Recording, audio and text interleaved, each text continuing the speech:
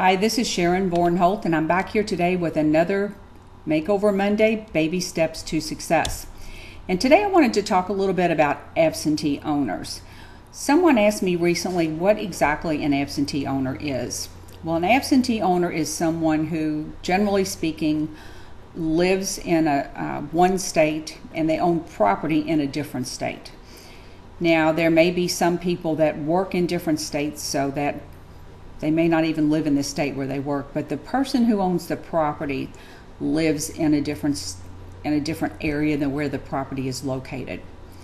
Now, there are in-state absentee owners and out-of-state absentee owners.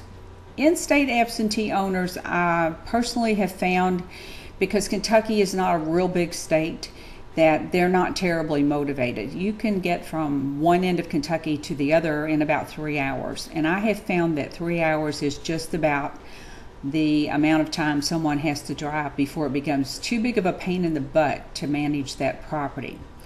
So if you live in a state that is, let's say Texas is a big state, or maybe California, where you might live in Northern California and work in Southern California, or look for absentee owners in Southern California.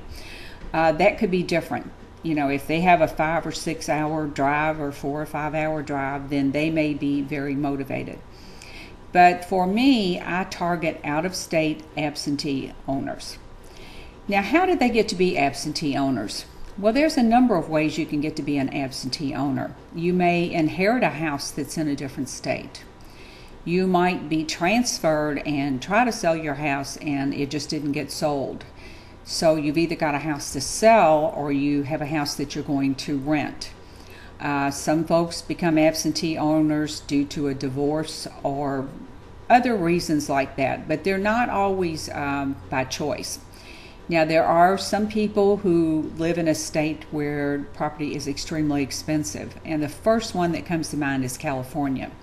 I have worked with a lot of investors from California that buy property in Kentucky because they think everything in Kentucky is a great deal.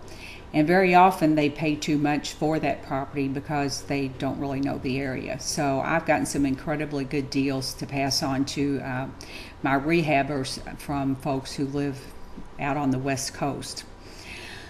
Now, the next question I'm always asked is, why are they so motivated to sell? Why would they take less money, and a lot of times a whole lot less money than the property is worth? Well, I said it all depends on PETA. And thanks to my friend Sharon over at Bigger Pockets, I now have an abbreviation for what is commonly known as the pain in the ass factor. PETA. Sounds a whole lot better. But it has to become so painful for them that they just want out. In your own life, you may have thought of it or had a situation where whatever that situation was, you were willing to take a loss because you just wanted out. You just wanted to be done. And that's where these people are. They have a house that has become so painful for them to keep. They just want it sold. Now, I mail to absentee owners pretty much like I mail to everybody on my list. I mail to them until I buy the house, someone else buys the house, or they tell me not to mail to them anymore. And the reason you want to do this with absentee owners is because their motivation changes over time. You know, time and circumstances change all things. And I bought a house one time from a lady that I'd been marketing to for 3 years. Someone said to me, well, why would you do that? Well, because, you know, you do the math. They got a letter every month for 3 years, and that was, what, 3 dozen stamps, which wasn't very much money at all, and I made a handsome 5-figure profit off of that house. So she wasn't motivated in the beginning. She had bought the house for her brother. Then her brother moved out of the house, and she had it as a rental, and it took about 8 or 9 months probably for the house to become such a big PETA that she was willing to sell it at a deep, deep discount. So that's why I like the niche of absentee owners, and this is definitely a niche where you need to hang in there and keep mailing, because the guy that's not motivated today may be very motivated next week, next month, or next year.